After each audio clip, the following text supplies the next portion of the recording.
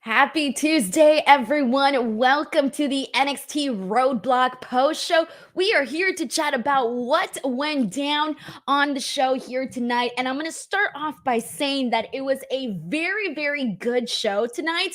And I think for the most part, we pretty much expected it. The card was pretty good.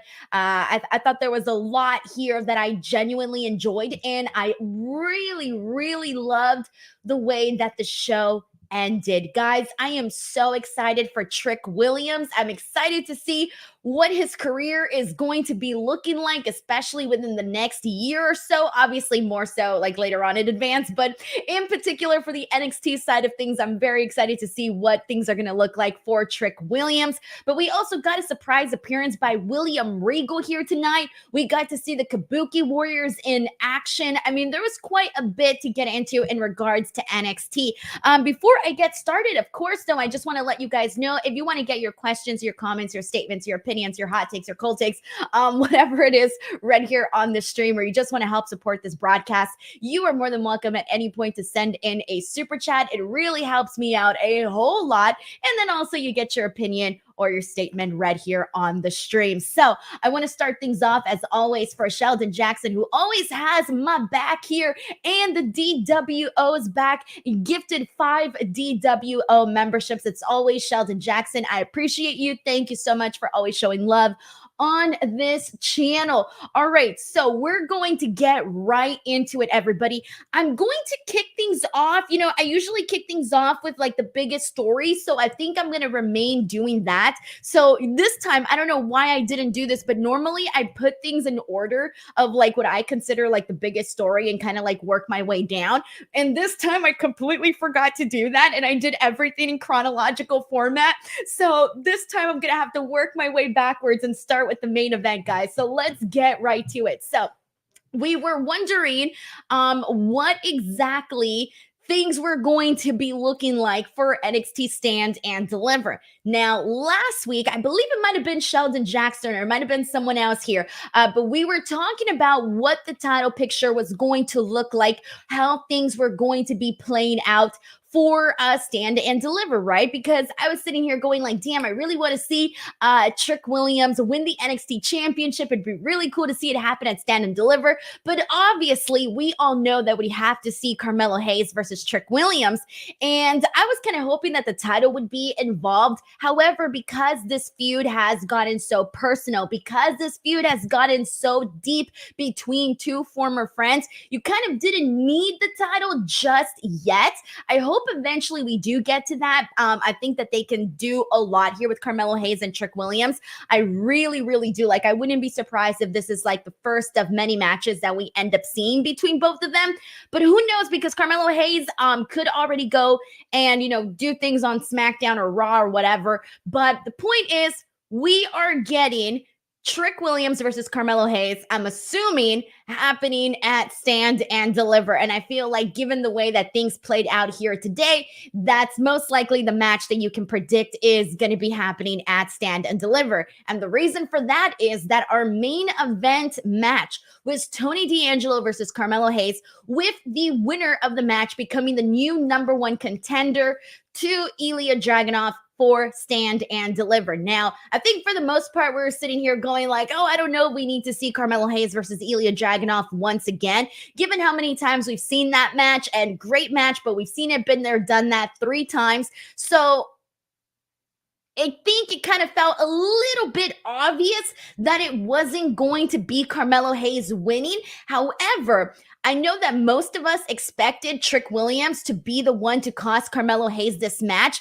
And while he kind of did, he also kind of didn't. And I'm going to have to break that one down for you guys. So I really love the way that they did this, the way that ended up costing Carmelo Hayes his match. So here's what went down. Carmelo Hayes and Tony D'Angelo are out there having this match. All right, for the most part, like, I gotta say, like, Tony D'Angelo looks pretty good in this. I feel like there's been some improvement there on the in-ring side of things. I like that right off the bat. They made him look strong. They made him look big by giving him some of those, moments where he's like tossing Carmelo Hayes. Obviously, there's a size discrepancy between both guys, but for the most part, we're working this match, we're seeing this match unfold, and it looks like Carmelo Hayes is, gonna get this win. But at the moment where it seems like it was going to happen for him, all of a sudden we hear Trick Williams' music play. And a lot of people probably thought, oh, Trick Williams is going to come out and this is going to be the moment where like he throws it in his face and he cost him the match, right? But instead, we had the music play and nobody come out. Nobody comes out. And so that's the moment when I realized that this wasn't necessarily Trick Williams' plan, but rather Tony D'Angelo's plan. So Tony D'Angelo goes in there. He ends up winning this match because of the distraction with the music. And afterwards, he straight up tells Carmelo Hayes, like, this was, sorry about that, dude, but this was his plan. Like, he was the one who decided to make sure that this happened during the match. And I actually liked that more because I didn't want Trick Williams to kind of like be the one to cost him this match. I think it hurt him a lot. I think it hurts Carmelo Hayes a lot more that Trick Williams didn't necessarily do it, but afterwards came out and then attacked him. So I thought that it was smart for Tony D'Angelo to take advantage of the whole beef, the whole story between Carmelo and Trick. I love that he took advantage of that. He played mind games and he won because of that. He took advantage of all of this. And that to me made Tony D'Angelo look kind of smart that he did that. And it screwed over Carmelo Hayes big time because he lost a match that he didn't even have to lose because Trick Williams didn't even come out until afterwards. So afterwards, again, they play the song and then Trick Williams comes out and he doesn't even get to attack Carmelo Hayes. He ends up taking out his security guards. And I also like this, by the way, because they had introduced that Carmelo Hayes was going to be coming out with these security guards. And I'm pretty sure there were some people that were like, hey, is Trick Williams in there? Is Trick Williams one of the security guards? I was like looking closely, but none of them looked like Trick Williams. So I had a feeling they weren't going to do that, but they did it so that people could think that it was going to be Trick Williams as one of the security guards. But anyways, Trick Williams goes out there, he takes out the security guards, and then afterwards, Carmelo Hayes like literally runs off. But we are getting Tony D'Angelo versus Ilya Dragunov. I'm curious to see what that match is going to look like. I think you know what? Like I trust that I feel like even though Tony D'Angelo's matches aren't like 5-star matches, I feel like they always find a way to at least make them very, very entertaining, whether you need the smoke and mirrors or whatnot. He's going to be in there with Ilya Dragunov. Tony D'Angelo is not bad. He's obviously not Carmelo Hayes good, but he's not bad. So I think that him being in the ring with Ilya Dragunov and Ilya Dragunov being the competitor that he is, I am expecting this match to be pretty decent. So I'm looking forward to it. I don't know if my expectations are like rocket high. So wait until NXT Stand and Deliver for me to give you that reaction to that match. But at least for now, we can get excited about the fact that it is looking like it's going to be Carmelo Hayes versus Trick Williams at Stand and Deliver. All right, let's get into these super chats because we got some people saying some stuff. So let's get right to it. We're going to kick things off with Sheldon Jackson, who says, I said it was giving TakeOver New Orleans vibes with Tony versus Ilya for the title and the official main event. Then Melo versus Trick, the unsanctioned main event match. Truth be told, the main event to me, and this is, I don't know what's going to technically close the show, but the main event to me is Carmelo Hayes and Trick Williams. Like, truth be told, that's a story we're interested in. That's the match that I think is going to be better and just all around because of the story and also the in-ring physicality. So personally, that's the main event to me. I would honestly really like it if they build this as the main event and put this match on the poster, because even though I always say, like, you know, I love seeing the champion be the one in the main event, the story, the feud, the intrigue is in this particular match with Carmelo and Trick. So personally, I would love it if they build NXT Stand and Deliver around these two guys with them on the poster, you know, biggest faces on the poster and all of that. And I do wish that they are the main event. I don't know that they'll be the main event, but I think they should be the main event personally. Chuck J sends in a super chat saying, it might not be popular, but I think after Cody and Swerve, Trick might be the most over person in pro wrestling. Dude, he's getting there, honestly. And they needed somebody like Swerve.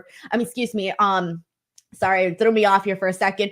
They needed somebody here like Trick, because Trick Williams has gotten people interested in him. Like even like freaking Sheldon Jackson called me out not too long ago because I wasn't that big. Like, it's not that I wasn't a big fan of Trick Williams, but I wasn't sold yet on the idea because we hadn't seen much. Like, he was just the guy, the right-hand guy to Carmelo Hayes. At first I was like, I don't know, man. I don't know if this is gonna happen. But very quickly I was like, you know what? I was freaking wrong. And dude is getting over. Dude won me over, particularly at NXT Deadline. Won me over in the Iron Survivor. Actually, a little bit before that. But the Iron Survivor was definitely one that really won me over. And then everything since then, I think he's been doing a really good job. And then also, I'm not going to lie, when I interviewed him, I really thought that, how do I explain this? When you interview someone, you really get a good idea for their personality and the kind of person that they are.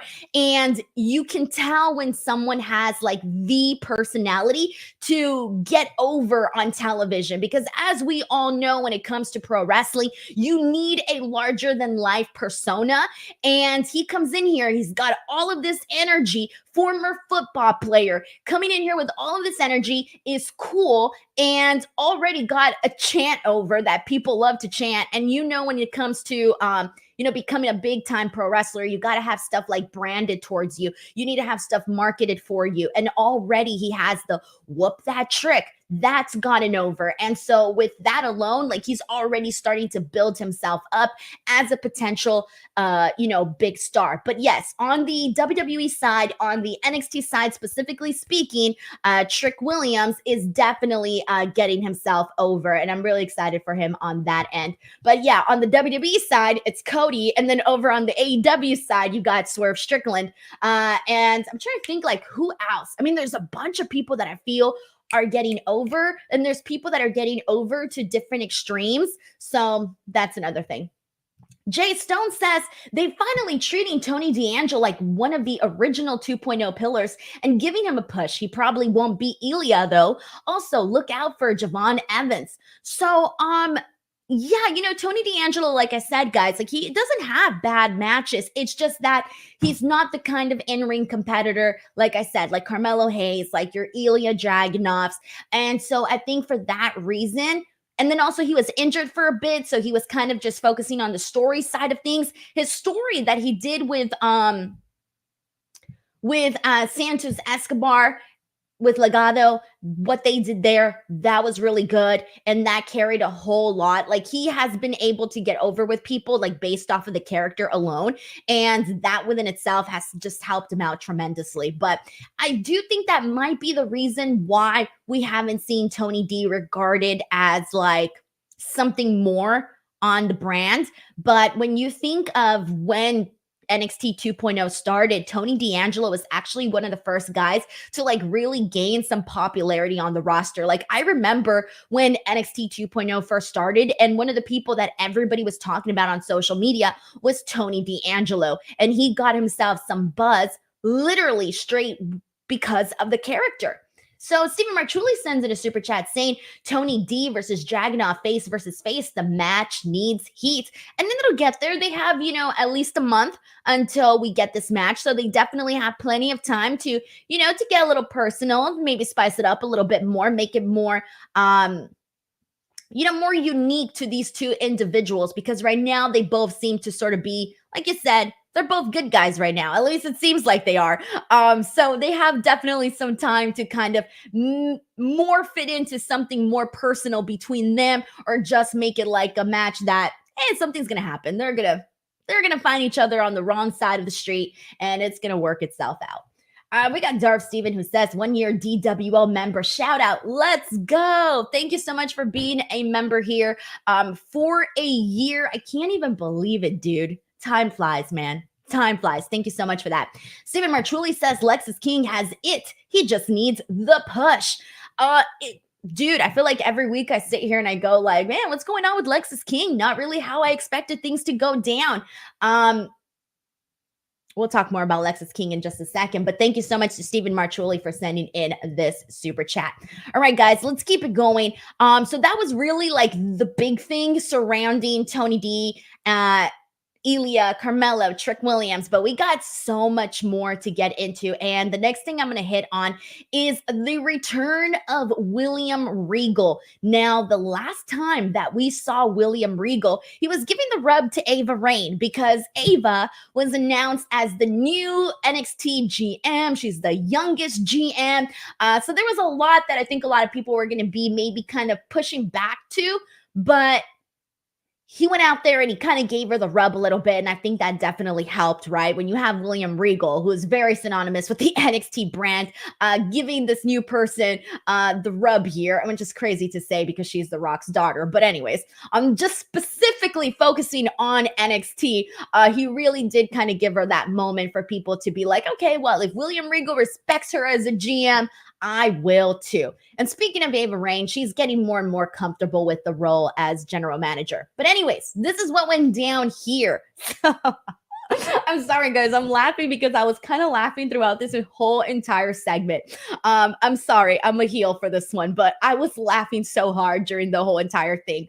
And the reason I say that is because literally last week I was sitting here saying how we need to see more of Charlie Dempsey's personality. Like I can't tell you anything besides he's William Regal's son. I can't give you anything else about who he is. I can't tell you his favorite color. I don't know anything about the guy besides that. And so sorry, I'm laughing because they finally had him do a promo, okay?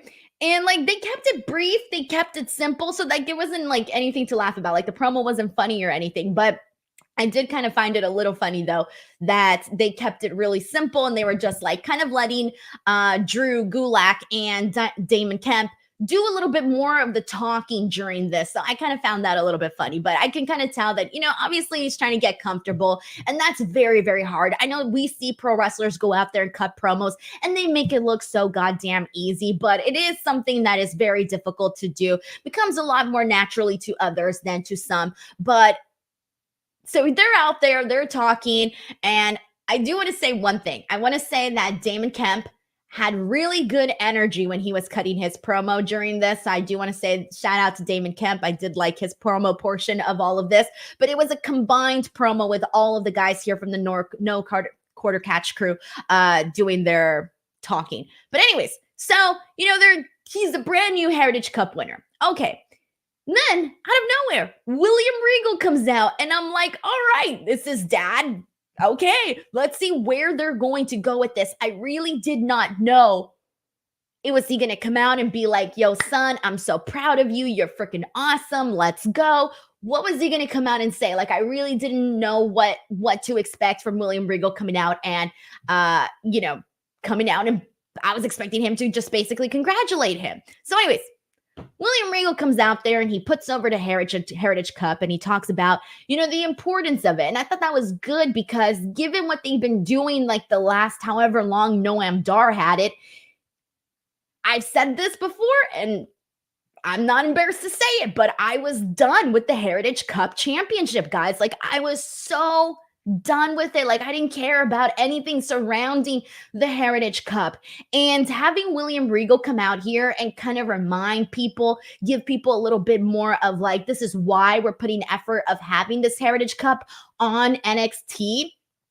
It was drastically needed because they want to present Charlie Dempsey as a serious professional wrestler, right? As a serious technical professional wrestler. But given, again, everything that they had done beforehand, I almost feel like this is the reset. This was the reset button for the Heritage Cup. And I hope that this kind of goes back to just being presented in a little bit of a more appealing way because it just was getting very dull. It's getting very repetitive with what they were doing with the Heritage Cup. I just was not a fan. So I hope that this is truly the reset portion of this and goes back to being a little bit more significant on the show. So William Regal coming out and discussing it, I thought was definitely a big help. So then he tells Charlie that he hopes he defends it with honor and integrity. And I'm like, all right, that's good. All right, I like that. Honor and integrity. We can all applaud that. But then I'm dying. Sorry, guys. This killed me because this was supposed to be like serious, like a very serious thing. Like, I hope you defend this with honor and integrity. And then Charlie Dempsey comes and he goes, I'll defend it. I'll defend it better than you ever could. And let me tell you, that was it. And it just killed me because I was like, why am I laughing during something that should be serious? So I kind of had a little bit of a disconnection with it, but regardless, I enjoyed it. I enjoyed seeing William Regal, and I think that they are taking the right steps towards revamping the NXT Heritage Cup. God damn, send me back to promo class. Shit, I'm stumbling all over my freaking words. Will Chisholm sends in a super chat saying, is it safe to say with Bron Breakker, Trick Williams, Carmelo Hayes, Tiffany Stratton, how crazy NXT 2.0 was that there are these, I'm not sure what you're trying to say with that, but that there are something else when it comes to being bringing big on the main roster. Okay, sorry, Will Chisholm. I'm not really sure what you're trying to say here on the bottom portion, but I take it that you're talking about just basically these competitors, they have been standouts. Thank you, Will. I just deciphered what you were trying to say here. They are standouts. They've been doing really good. And I just remember like when NXT 2.0 first started, it was kind of seen very quirky. It was being seen very silly. And at first I'm like, oh man, like there are some people here that I just don't know. I mean, this is supposed to be the developmental brand, and these are supposed to be the people that are going to be, main eventing WrestleMania someday. And there were a lot of people where I just wasn't seeing it. And then slowly but surely, all of a sudden, there was this like switch that occurred. And all of these people that you had been seeing develop, all of a sudden, they had this good crop of competitors where you're like, damn right, like these people are going to go on and main event a future WrestleMania. And they really have turned things around for the better. And you mentioned these names, Trick Williams, Carmelo Hayes, Tiffany Stratton, Bron Breakker. These are all people that are killing it in one respect or the other. Trick Williams is getting over. Bron Breakker's on the main roster and still on the NXT brand as a champion, but on the main roster, he's going out there and having some really high intense squash matches so far because it's only been a couple weeks. And Carmelo Hayes, he had his little stint in SmackDown. We'll see what comes of that in the future. Tiffany Stratton is literally like running past everybody right now, guys. Like if this was a race, like she started, like people were already running and she was still in the freaking starting line. And now all of a sudden she started running and she's passing by. She is flying past people. And that's been really cool to see. So I feel like there is some credit. There's a lot of credit that needs to be given to this new era of NXT because they are holding up their end of the thing and bringing people that are ready for the main roster as we're seeing right now. Steven sends in a super chat saying, does Roxanne win the title at Stand and Deliver? Do Thea and JC have a match as well at Stand and Deliver? And Asuka and Kairi have the best expressions. Dude, every time I see Asuka and Kairi, I'm like, why the hell don't I have like a fun colored hair on my head? That did not make sense. I need to dye my hair I want to dye my hair every time I see Asuka and Kairi. All of Damage Control, actually. All of Damage Control. But anyways, will Roxanne win the title at Stand and Deliver? I'm a little unsure. It may or may not happen. I'm not too sure. But she is doing great work. We're going to talk more about her in a second because she pretty much took out the champion, guys. She took out Lyra Valkyria. And there's more to that that we need to get into. Thea Hale and JC Jane, it is getting freaking good with them. I love that we saw Thea Hale snap today, and I do hope that this is a match that we end up seeing at Stand and Deliver. So thank you so much to Steven for sending that in. Brandon Rosen sends in saying he's been a member now of the DWO for 4 months, and he says the DWO is just too sweet. Thank you so much, Brandon. Thank you for being here for 4 months. All right, so the next thing we are going to get to is the women's stuff with Roxanne Perez and Lyra Valkyria, because that was pretty damn good. So we need to talk about this tag team match. Lyra Valkyria and Tatum Paxley versus the Kabuki Warriors. Now, first of all, I just want to say I'm glad that this random ass match was put together on NXT. It was very, very enjoyable. Love seeing Lyra and Tatum work as a team. Obviously, love seeing the Kabuki Warriors work as a team. Great. But what we need to talk about is what happened in the finish and what happened afterwards, and possibly a big tease as to what is going to go down with Tatum and Lyra. So, this match, by the way, we all knew the Kabuki Warriors were going to win. However, I thought going into this match that Tatum Paxley was going to somehow fuck up. I thought she was just going to mess it all up, and she was going to be the reason that they lost. I wasn't expecting the reason to end up being Lyra Valkyria. So Lyra ends up accidentally hitting her own partner, Tatum, with a roundhouse kick, knocks the girl out. And so then Kairi Sane comes out. She ends up throwing out, she ends up getting rid of Lyra. And so this basically allowed for the Kabuki Warriors to finish off Tatum Paxley. Kairi hits her insane elbow. She goes in there, gets the win. 1, 2, 3. Kabuki Warriors retain. And it was Lyra's fault that they lost this match. So, okay, that was the first thing that I wasn't expecting, for Lyra to be the reason. But afterwards, Roxanne Perez comes out, and she comes out like full steam, man, like freaking steam coming out of her ears and everything. She comes out there and she attacks Lyra from behind. Now, get this. When she attacked Lyra, we saw Tatum get thrown out of the ring, but Tatum was never hit. She was just thrown out of the ring. She was never touched by Roxanne Perez. She was thrown out of the ring. She wasn't like drastically hurt or anything like that. But she disappears. She disappears, guys. She could have easily came back and helped out Lyra Valkyria, but she didn't. She disappeared. No one said anything. She was gone. And instead, they do this bit where Roxanne practically breaks the arm of Lyra Valkyria. She bends it over on the ring post and then literally stomps on it. It looks brutal. It looks terrible. She's taken to the hospital, out of a stretcher, into an ambulance. We see a cameo by Shawn Michaels, who's there discussing the situation with Ava Raine. And now it looks like our champion, our NXT Women's Champion, is in jeopardy of possibly having a broken arm. So we'll see what they do there. But this is all at the hands of the very evil Roxanne Perez. But here's the thing, though. Tatum Paxley, she wasn't ever hurt. She just got thrown out. She could have helped Lyra Valkyria. She could have helped her, and she didn't. So a couple weeks ago, one of you guys here on the chat suggested the possibility of Roxanne and Tatum possibly working together somehow. And I'll be honest, I dismissed it because I didn't really feel like there was much going on for me to say that, yeah, that would be a possibility. However, after today, I thought that was pretty sus. All right. That was very, very sus. All right. I even rewinded to make sure. I'm going to make sure that she didn't get hit. She did not get hit. She could have easily came back and helped Lyra, and she did not.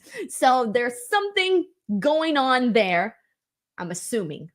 And if there isn't, then goddamn it, I just read way too much into that. But that's basically what went down here with this segment. And now we should all be suspicious of Tatum and what her real intentions are. Or it might be a situation where she had good intentions. She truly idolized Lyra, And then Lyra screwed her in the end, even though Lyra didn't do it on purpose. In fact, it kind of seemed like Lyra was developing a soft spot for her. But now it seems like she kind of messed that all up. And maybe Tatum, because she's kind of cuckoo crazy, she's going to be like, oh, well, fudge her. And I'm going to go help out Roxanne Perez. I don't know. We might see something along those lines. We'll see. All right, let's see what people got here. We got Will Chisholm who says, now this is the heel Roxanne I can believe in. I'm more sure she's winning the title at Stand and Deliver. We were like, it was a slow burn to get to this heel, this really full-on heel from Roxanne Perez. It was a slow burn to get there. I think at the point that we really realized that she was over on the dark side was when she was just going around slapping people, right? And she was really mad about life. She was very upset. But this, if you want to say, if you need a moment to mark her official heel turn, I guess you can say that this is her like official heel turn, but she was already heel before this. So, but if you need a moment, I guess we can count it as this one.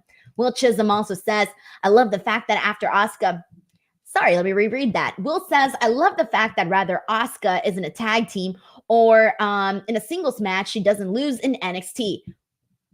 Dude, Asuka, thank you so much for bringing that up again, by the way, because I completely forgot about that. So thank you so much for pointing that out. Brandon Rosen says, whatever this angle is between Lyra, Tatum, and Roxanne, I hope it results in either on NXT, either one of them an NXT title win for Roxanne or a main roster call-up. Otherwise, I feel like there's nothing left for her in NXT. Well, I feel like right now she still has quite a bit, right? So it's either going to be her winning the championship, us finally getting a full-on Roxanne Perez championship run, and in a way that we did not expect. We did not expect a full-on run from her as a heel champion. We didn't expect that. She was like literally the ultimate babyface on NXT. And now we're sitting here talking about her in an entirely different way. So that's new. Her actually getting a full run with the title, that's new too.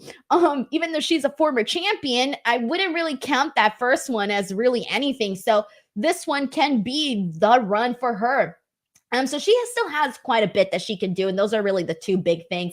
Really, I said this before, but she's so young that it's like, you don't have to rush it. You don't have to rush her to the main roster because she is so young. And time is on her side, is what I'm saying. Time is on her side. And then as for Lyra, I think she should be on the main roster pretty soon too. Tatum, I don't know how old Tatum is. She seems, I don't know how old Tatum is, but she seems very young. Oh shit, she's 27. Why did I think she was like way younger than that? Well, good for her. She looks way younger than that. So yay. But anyways, Tatum Paxley, I think, still has a lot more she can do over on the NXT side of things. Brandon, thank you so much for the super chat. Appreciate that, man. All right, let's keep it going, guys. After this, I want to get into everything that went down with Thea Hale, because that's like a whole portion of this. But before we get to that, we need to talk about what happened before Thea Hale snaps, because this all sort of ties in together. So the match that I need to talk about first is Bron Breakker and Baron Corbin versus Chase U. So I only have a few things to say about this. And really the things to say is that this was possibly Chase U's best match on NXT. You heard it from me here, guys. You guys know I'm not the biggest Chase U fan. I haven't been, but got to give credit where credit is due. And I truly thought that this was their best match on NXT. They killed it in there with Bron and Baron. They had the whole match, high energy, great spots. They hung in there with Bron and Baron Corbin. It was very entertaining. Every time I see Bron Breakker run the freaking ropes and just like freaking clothesline someone or spear anybody, it's just very exciting. Table spot over on the commentary desk. There was a lot here to really enjoy from the match. So thumbs up, both teams. Good job on this one. However, of course, Bron Breakker and Baron Corbin, they get the win. So here's what went down with the Chase U, Thea Hale, JC Jane portion of this story. So we had a backstage segment where Fallon Henley was talking to Riley Osborne backstage. As you guys know, Riley is Thea Hale's love interest. And Fallon she's a face. So she is, she's got good intentions, and she was helping out Thea Hale by telling Riley that she kind of received some bad advice and to kind of give her a second chance. And Riley opens up to her and he tells her, like, yeah, she just wasn't the person that I really liked. Like, I liked the firecracker Thea Hale, and she just wasn't that person on our date. She was completely disconnected, not interested, whatever. So that was that portion of it. So Fallon's helping her out by kind of mending things and talking to Riley without Thea like sending her to do it, right? So back to the match. When Chase U loses, they're all down and sad. There's this very quick moment that unless you rewind, you won't realize what caused it. Because if you're just watching, you just see Thea Hale like snap. She gets pissed. She like throws her sweater down and she storms out like she's livid. And I was like, what the hell pissed her off? So I had to go back and rewind. And I'm like, okay. So basically what happened was she was consoling Riley and she was rubbing his back. And Jacy Jayne saw that and she did the L loser sign on her forehead, basically making fun of Thea Hale for putting herself out there in this romantic way after Jacy Jayne basically told her she had to play hard to get. So Thea Hale sees that and she's had it. She was like, nah, I'm freaking done. She gets pissed. She throws it off. She storms out. She's livid. Okay. During the match between the Kabuki Warriors and Lyra and Tatum, they go to the back really quickly. There's a scene where all of a sudden Thea Hale is being separated by security because she's about to throw down with Kiana James and Izzy Dame. Now, Kiana James and Izzy Dame have been sort of friends with Jacy Jayne. They're all bad girls, so they all kind of just speak the same language sort of deal. And so they're fighting it out. And it's basically 1-on-2. So later on, there's another segment with Chase U. And Thea Hale is like frustrated and she's like, oh my God, I think I have a match next week. And I just got into it with Izzy Dame and Kiana James. And she's really, really like she's high anxiety levels for Thea Hale. And Jacy Jayne asks her, like, who's going to be your partner? And she looks at her like, you're going to be my partner. And Jacy Jayne, this was the B word, all right? This was a bitch move. It was so mean. Jacy Jayne, she tells Thea Hale she's busy and she cannot help her out, leaving her high and dry. Oh, it was so messed up, guys. It was so messed up. Now, here's the thing. Jacy Jayne is really good at being a mean girl. And goddamn, her and Thea Hale, they both play their parts very, very well here. Jacy Jayne, like I said, really good at being the mean girl. And Thea Hale, really good at like winning people's hearts over. So polar opposites, right? And it's so messed up. So she's leaving her, and they haven't announced this tag team match, but it's most likely going to happen. And obviously it's looking like Fallon Henley is going to go out there and, basically be her partner. So we'll see. They haven't made an announcement for that just yet, but this was so messed up. Oh, I loved it. Like Jacy Jayne being so messed up to her. Oh, it was good. It was really, really good. And I want to see, because here's the thing, like Chase U, like they were sort of taken aback by Thea Hale's reaction. They were taken aback by her literally losing her mind at the end of the match, right? I almost wanted to be the situation where Jacy Jayne starts to manipulate Riley, Andre, Duke. I want to see her manipulate the guys against Thea Hale. So like even though Thea Hale is the good guy and Jacy Jayne is the bad guy, I kind of want to see her manipulate them to where they're kind of like a little bit unsure about Thea Hale, where they start to worry about her, even though Thea Hale's in the right. They might not see it that way. So I feel like they can really play with that and really play with the mind games here. I think if they take it to that level, it'll be really fun to see the story play out. But anyways, really enjoying what they're doing here with Thea Hale and JC Jade, and this is definitely the story that they needed to do. Obviously, give a little bit more intrigue. So yeah, I'm excited about all of that. Good stuff there.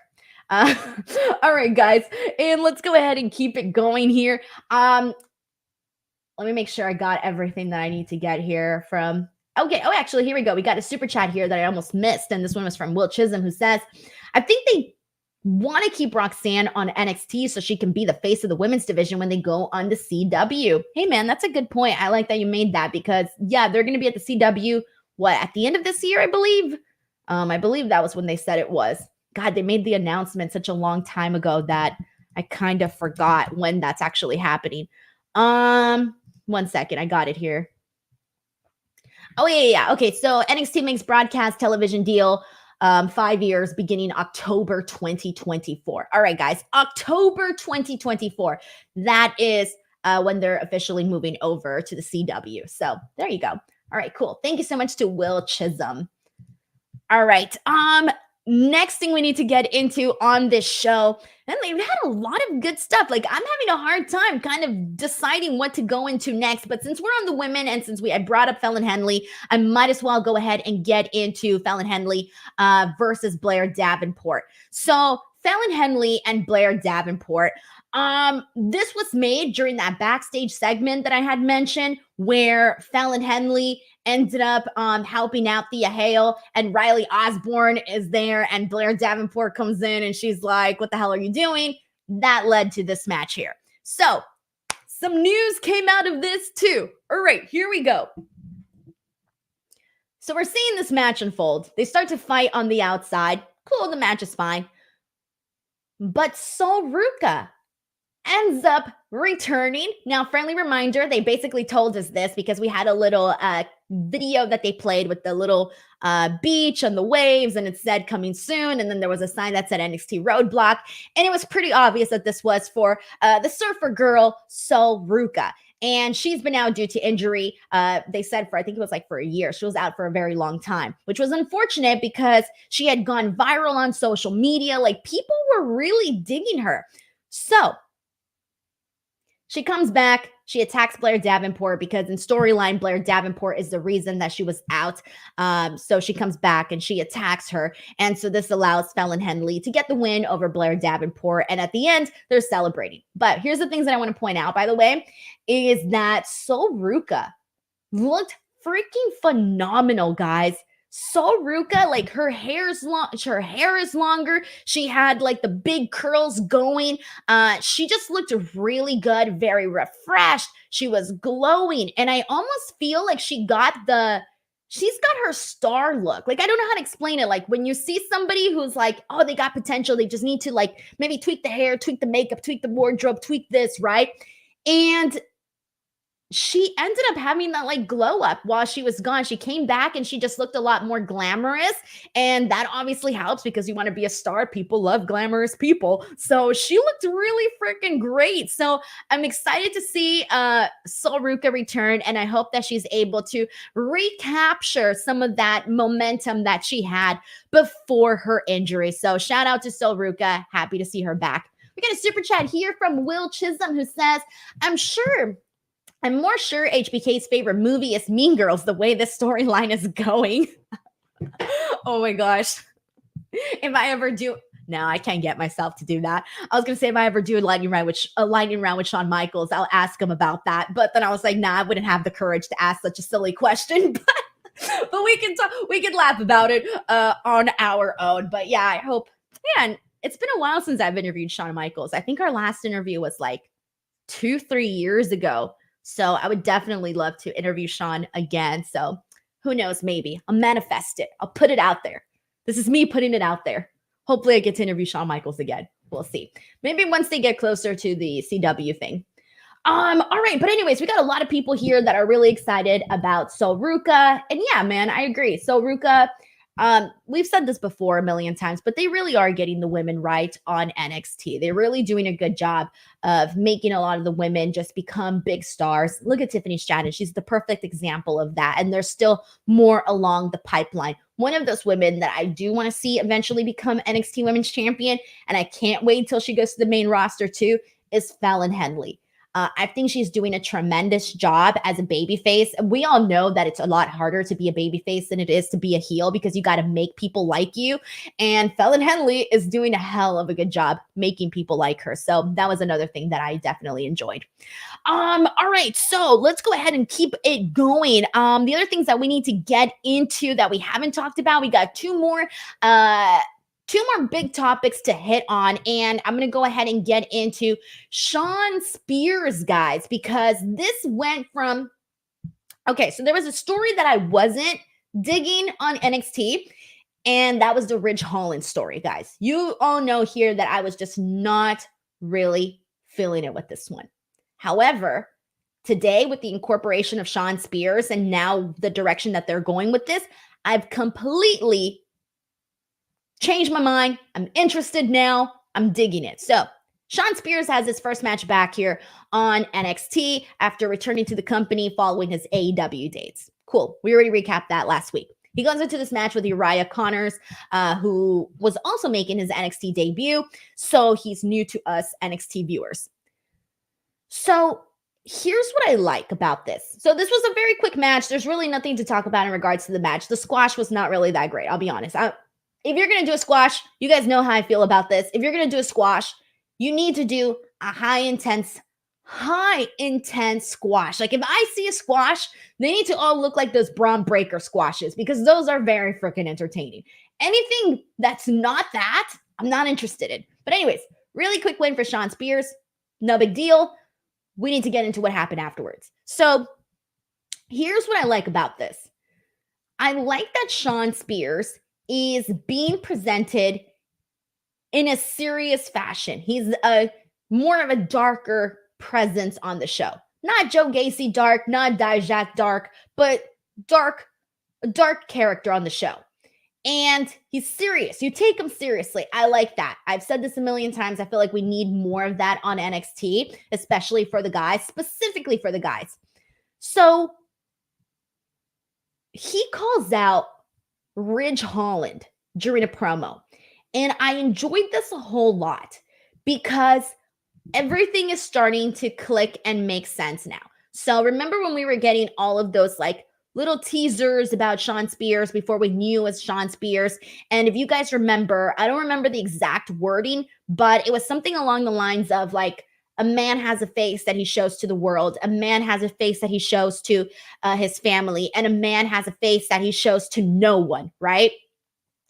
So all of that is being incorporated into who Shawn Spears is, obviously. So Shawn Spears is basically almost like I don't know if he's supposed to be like the truth or he's supposed to help people see their true selves, even if it's ugly, even if it's not nice and pretty. That's what we seem to be getting here because Ridge Holland has sort of been trying to, like, I've been really hating the Ridge Holland thing, guys. Like, I was not digging this at all. But basically, he's been like very remorseful. He hasn't been, he's been very remorseful, right? He doesn't want to be a bad guy. He doesn't want to do bad things, right? But he goes out there and he starts to fight with Shawn Spears, right? And he's like not liking the way that he's reacting, but Shawn Spears is egging him on. At one point, even throws him a chair and tells him to like use it. He wants to see Ridge Holland be this like madman. And I love it. This suddenly got interesting and I was not like caring about the Ridge Holland story at all. But now that they've incorporated Shawn Spears into this and Shawn Spears is basically going to get him out of that really annoying like story that they've been doing, I want to see Madman Ridge Holland. I want to see angry Ridge Holland. I want to see violent Ridge Holland. That's what I want to see. And Shawn Spears is hopefully going to help us get that. So anyways, this was good. I really do think that this could be a good story and something that is definitely needed on NXT. Like, we need more major players when it comes to the guys, because we already got the storylines going with Ilya and now Tony D. We have the main story with the guys, which is Carmelo Hayes and Trick Williams. And we're going to get into another story that played out very nicely. And that, my friends, was the opening match of the night, which was the Asylum match between Joe Gacy and Dijak. Basically, what they did was a steel cage with a bunch of weapons. But here's the thing, guys. We've talked about both of these guys because they both have faced each other at the last pay-per-view, and they did really freaking great. Like, I was not interested in Joe Gacy and Dijak, okay? I wasn't interested in the story, but goddamn, the match that they had the last time really, really won me over. They won me over because they were creative. They came up with some really fun stuff. And so they won me over when they first had their bout together. So they do this rematch here, different stipulation, of course. It's an Asylum match. And I got to tell you, these two guys really, truly bring out the best in one another. And the reason I say that is they both didn't have like the very best going for them on NXT. Like, Joe Gacy was coming off of this group that was kind of failing, so that's why they kind of dropped it. He really hadn't been doing anything big on NXT. He hadn't even had matches, to be honest. Like, I forgot, it was when he hadn't been on like any pay-per-views. Like, nothing was happening for Joe Gacy. Like, he was just there. And then for Dijak was going out there and he was having fine matches, but he wasn't winning on the pay-per-views. He was losing all of the big premium live event matches that he had. So, like, even though he was going out there and he was performing, he wasn't getting those big wins, those wins that really matter. And so I'm thinking, like, oh man, like, not really looking too great for Dijak, right? Well, anyways, they found each other. They both needed each other, and it's working out. The match they had the last time was really good, and this match was very, very fun. There was a lot in here that I liked, and I feel like it only works with both of them. Like, they're willing to do like more of this quirky stuff in the ring, and it works. Might not work for other people, but you know what? It works for Joe Gacy and Dijak, so that's what I really enjoyed. Like, at one point, they had this moment where Dijak opens this box and this big giant fist comes out and just like smacks him in the gut. That was good. At one point we see Dijak do a moonsault off the freaking top. Like, that was really great too. We see Dijak get put through a table via a headbutt from Joe Gacy while he's strapped into his straitjacket. And then he ends up doing a freaking like forward flip off the top of the rope and lands right on freaking Dijak, who had already gone through the table. So that was fun. They do the tape spot again, but this time on Joe Gacy. So last time the tape was on Dijak, this time it was on Joe Gacy. So that was really cool too. Hits the Dijak ends up hitting the Feast Your Eyes 2 times, and he wins this match. So they seem to have fun with one another, and it works out. They're both winning in this scenario. So they both needed that, and I enjoyed this Asylum match a whole lot. Like, I wouldn't mind it if they went and ran this again with Joe Gacy and Dijak. It's probably done now, which is fine. But let's say they did it one more time. I'd be like, pass. I'm okay with that. Like, do it again. I'm not going to get mad. I'd be okay with them running it back another time. But and the only reason I say that is because it's fun and I like what they bring to the table. And so there you go, guys. Like, that was really the big things from NXT, guys. Next week, we have a couple of matches that have been announced. And the next week's matches that have been announced are Ridge Holland versus Shawn Spears. We also have Oba Femi versus Brooks Jensen for the NXT North American Championship, and Gigi Dolan versus Ariana Grace. So that's going to be taking place on next week's show. That was NXT, guys. NXT Roadblock. Before I go, just a friendly reminder to everybody, if you're new here, if you've never caught any of the NXT post shows or any of the post shows, period, thank you so much for checking me out and giving me a chance. I appreciate you guys a whole lot. I do multiple shows throughout the week. So Tuesdays, I'm always here talking about NXT. On Wednesdays, I'm here talking about AEW Dynamite with Righteous Reg. We have a really good time on that show. Friday, I will be here to talk about SmackDown. Obviously, things have really really been livened up now that we're on the road to WrestleMania, and The Rock is going to be making an appearance. We're going to be seeing Seth Rollins and Cody Rhodes most likely accept the challenge to, well, they already kind of did, but face to face with The Rock and Roman Reigns on SmackDown. That's happening there. And then, yeah, that's pretty much this week, guys. This weekend, I was at AEW Revolution in Greensboro, so I've uploaded a bunch of videos. If you guys haven't checked them out, please do. I uploaded a video with Tony Storm, which, by the way, I finally corrected the year. For some reason, I put 2023 twice. Embarrassing, I know. I fixed it. Thank you so much to the people who commented and told me. I appreciate you guys. So I finally changed that. But I also have Sting's retirement post press conference up there. That one's doing really great. Will Ospreay, guys, please take the time to watch it. He is hilarious. So check that one out too. Then, of course, Tony Khan does like 30 minutes where he talks about, just AEW business in general. So if you're interested in that, that's another one to check out. And then, of course, your AEW World Champion, Samoa Joe, is also there chatting with the people. All right, that is it, everybody. Thank you guys so much for tuning in to the show, and I will see you guys all back here tomorrow. If you haven't already, click that subscribe button, and you can also check me out on Apple Podcasts and Spotify and leave a review. Thanks, everyone. Bye.